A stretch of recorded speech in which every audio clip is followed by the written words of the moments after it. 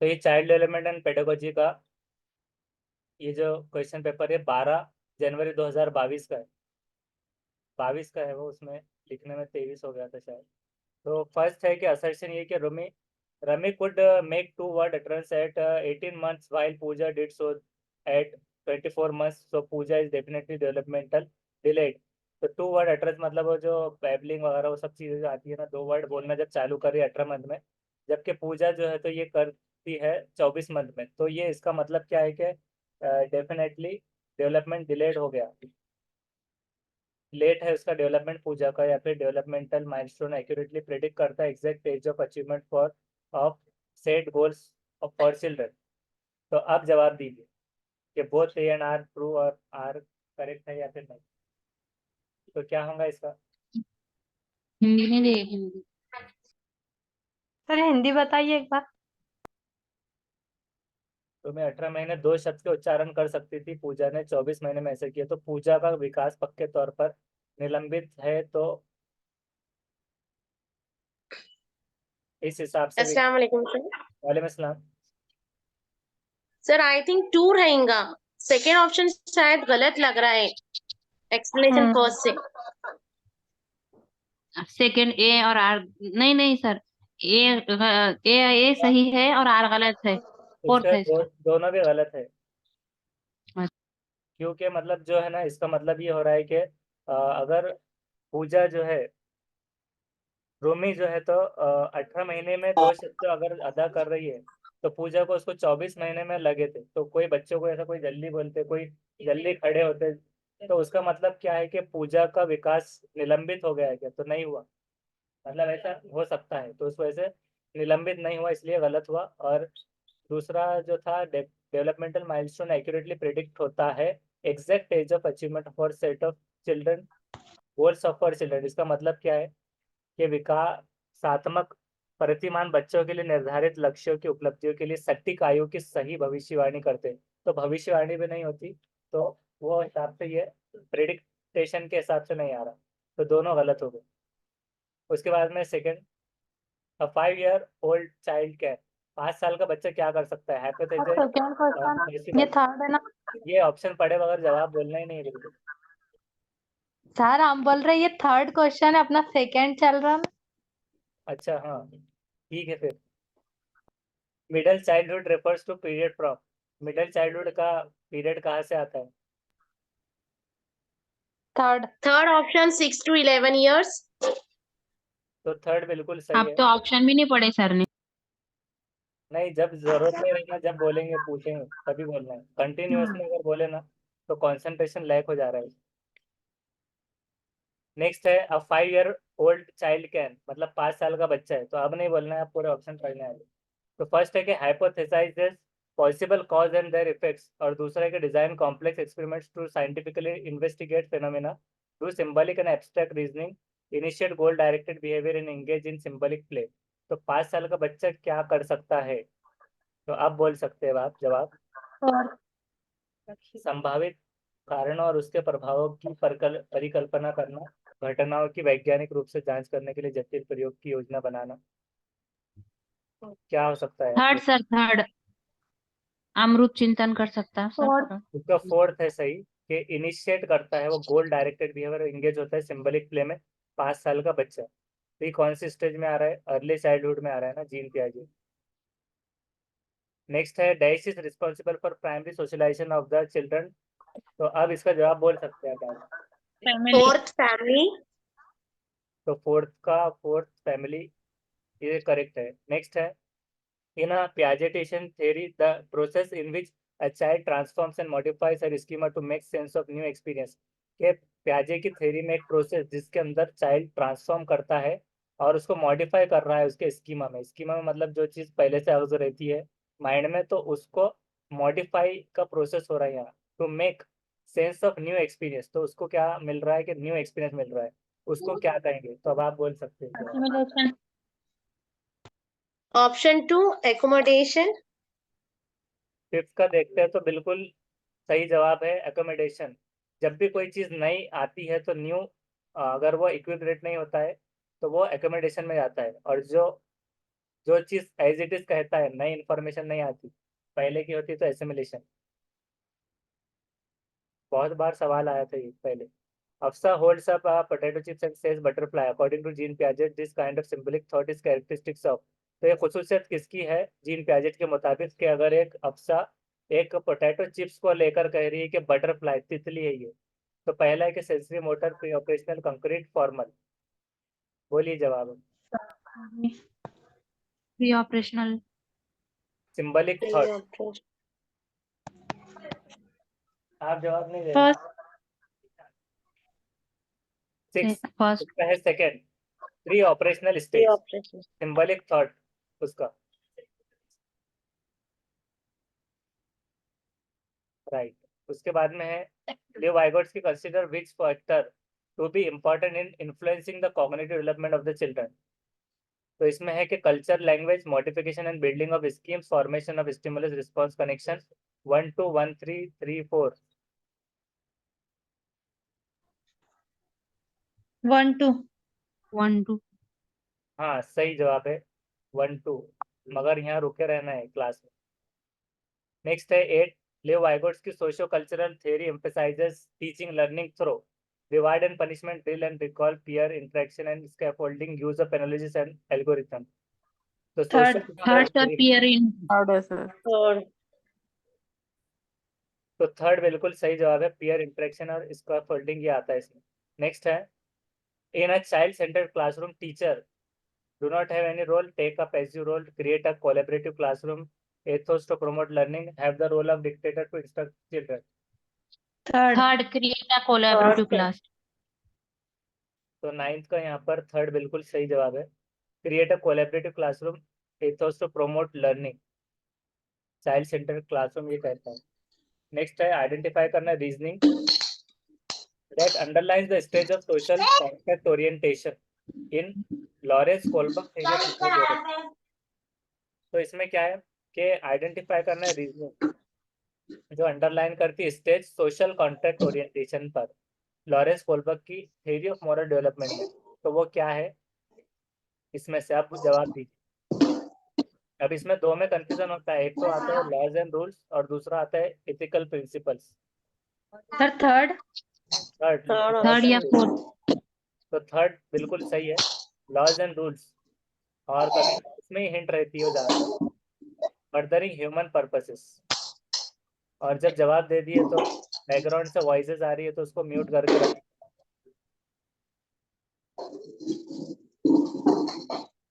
शिरीन शेख आप घर का काम चालू है भाई।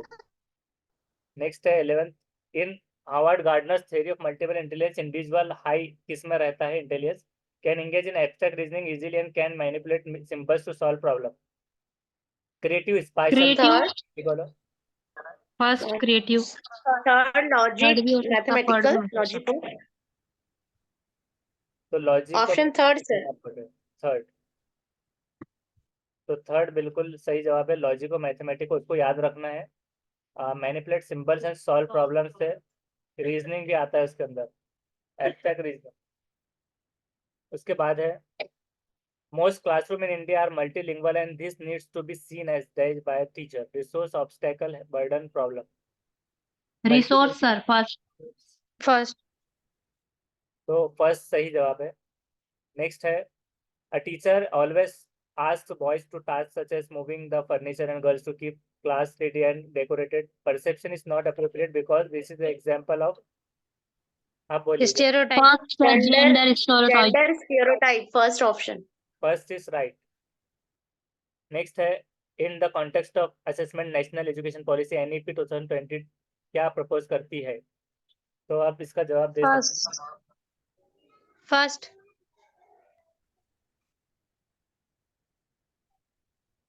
तो उसका है फर्स्ट ही जवाब। फर्स्ट का मतलब क्या था, testing of higher order skills such as analysis and critical thinking, higher order skills. Next है in order to effectively address individual differences in हर क्लास अ टीचर शुड, क्या करेंगे टीचर इंडिविजुअल डिफरेंसेस इम्तियाजी फर्क को देखने के लिए इफेक्टिवली। आप बोल सकते हैं, आप ये लेबल सेग्रीगेटिव नेगेटिव में आता है। थर्ड। First sir, first. 15 का फर्स्ट सही है, क्योंकि रिकॉग्नाइज करेंगे और that differences are not deficits के तौर पर। और इसमें थर्ड क्यों नहीं हुआ, डिसेबिलिटीज तो स्पेशल स्कूल आएगा यहाँ पर, वहाँ भेजना। और ये क्यों नहीं आया, कॉम्पिटिशन था इसमें। नेक्स्ट है इंक्लूसिव एजुकेशन रिक्वायर्स, शमूलियत वाला क्लासरूम को क्या रिक्वायर होता है? फर्स्ट।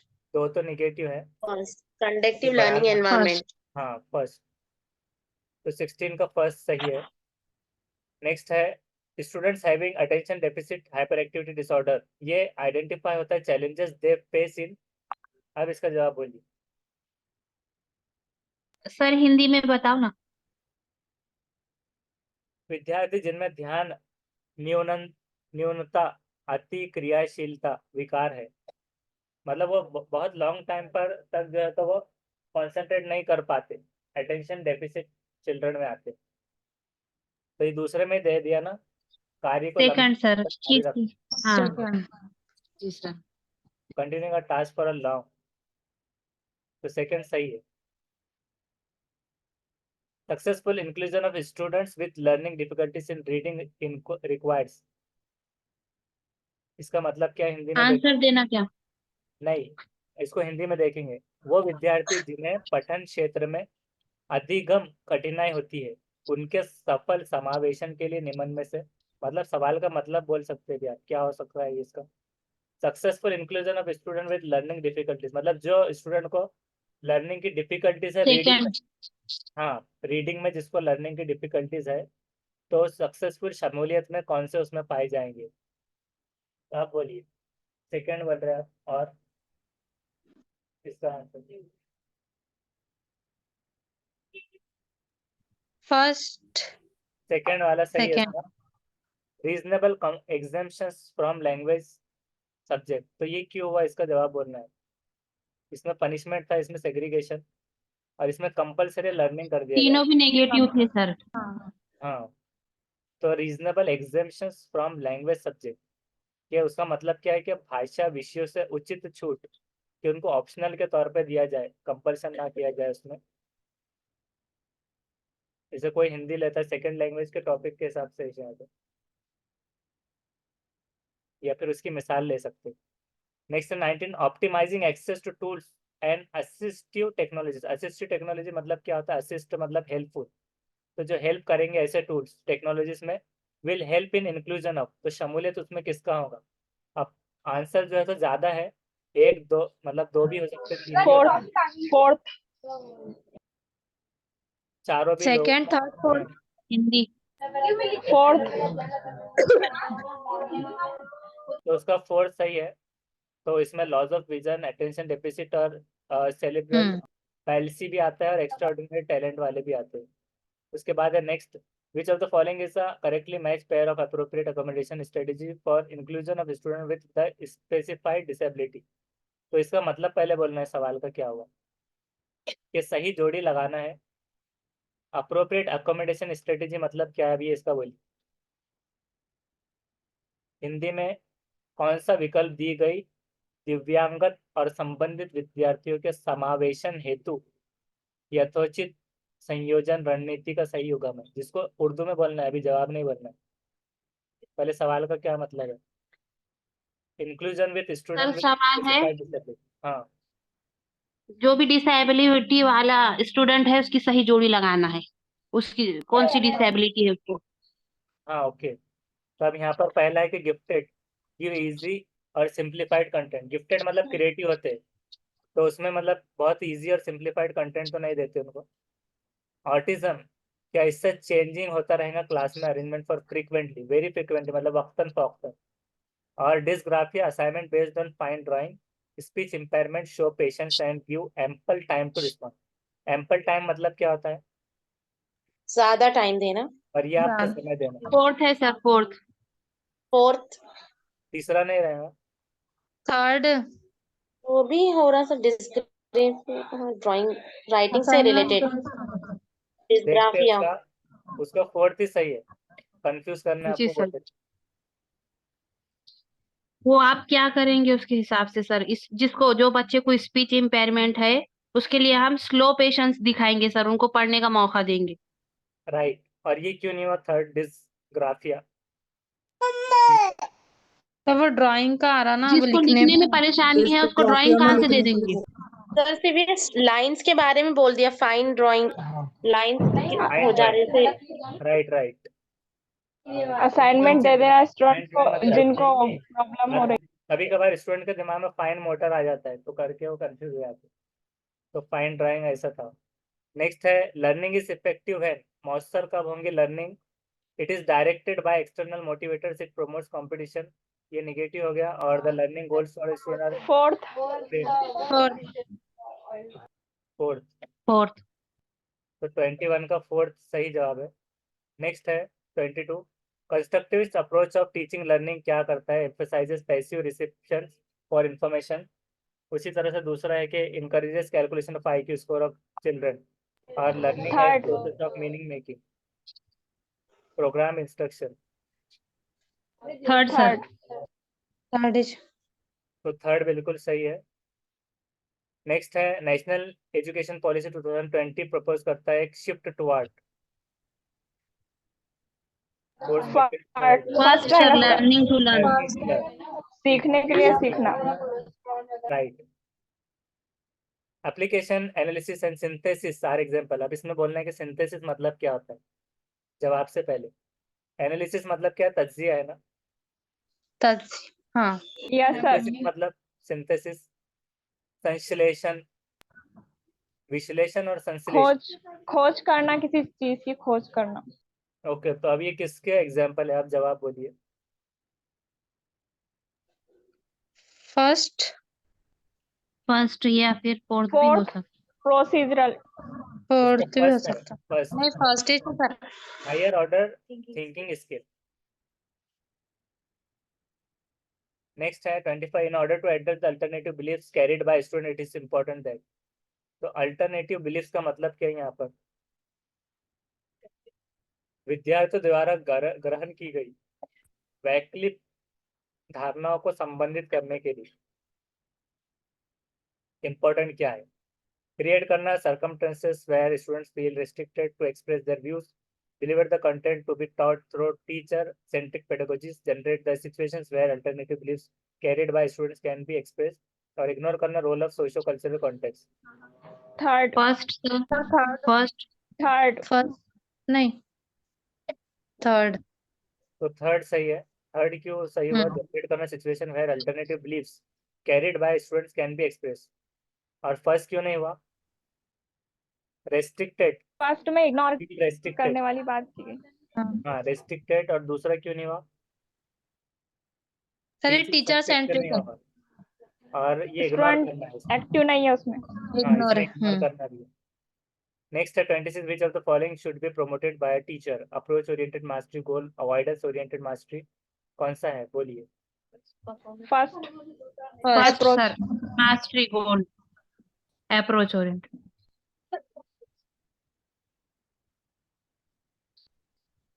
तो फर्स्ट सही है, अप्रोच ओरिएंटेड मास्टरी गोल्स, जिसमें परफॉर्मेंस नहीं आता। और अवॉइडेंस तो ये नेगेटिव में आता है, तो परफॉर्मेंस नहीं, मास्टरी पर ध्यान दिया जाएगा। अ टीचर शुड इनकलकेट, इनकलकेट का मतलब बोलना है a sense of dash among her learner. Inculcate मतलब क्या है? भावना पैदा करना। भावना मतलब उर्दू में क्या बोलेंगे? जज्बात शायद। हाँ वो भी हो सकता है, जज्बा। तो सेंस ऑफ क्या है? Belonging belonging. अमॉन्ग। हाँ फर्स्ट। फर्स्ट सही है, बिलोंगिंग, अपनाइयत से जुड़ाव। नेक्स्ट है असर्शन है कि teacher should ask questions that facilitates students to establish relationship between what they are expected to learn and what they already know. तो ये इसका मतलब पहले बोलना है कि टीचर चाहते क्वेश्चन पूछना और फैसिलिटेट करना, स्टूडेंट को एस्टैब्लिश करना रिलेशनशिप। स्टूडेंट्स की जो प्रीवियस नॉलेज है वो इम्पोर्टेंट है। हाँ ऑलरेडी जो चीजें मालूम है हमको, उससे एक्सपेक्ट कर रहे हो मालूम कि से ना मालूम की तरफ ले जाना। हाँ। और दूसरा क्या है कि prior knowledge doesn't play any, मतलब पिछला नॉलेज कोई इंपॉर्टेंट रोल प्ले नहीं करता, तो ये निगेटिव हो रहा है ना। पहला सही दूसरा गलत। Third sir, A is true but R is false. तो थर्ड बिल्कुल सही है कि पहला सही है, मगर आर उसका एक्सप्लेनेशन नहीं है, रीजन। नेक्स्ट है, which of the following is correctly matched pair of source of motivation and the type of motivation।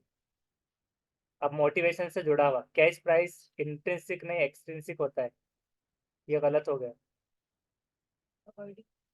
Curiosity interest intrinsic, fourth है क्या? बिल्कुल सही जवाब है। उसके बाद में है 30 for effective learning to take place what should be the starting point of instruction. Learning second. Socio cultural context. Second. Sorry sir. हाँ कोई प्रॉब्लम। तो उसमें सेकेंड वाला सही जवाब है, children's socio cultural context. Effective learning के लिए स्टार्टिंग पॉइंट ऑफ इंस्ट्रक्शन ये होना चाहिए। तो ये अभी का ये हुआ, उसके बाद में एक और लिंक सेंड करते हैं अभी 2 मिनट से, उसमें दूसरा रहेगा।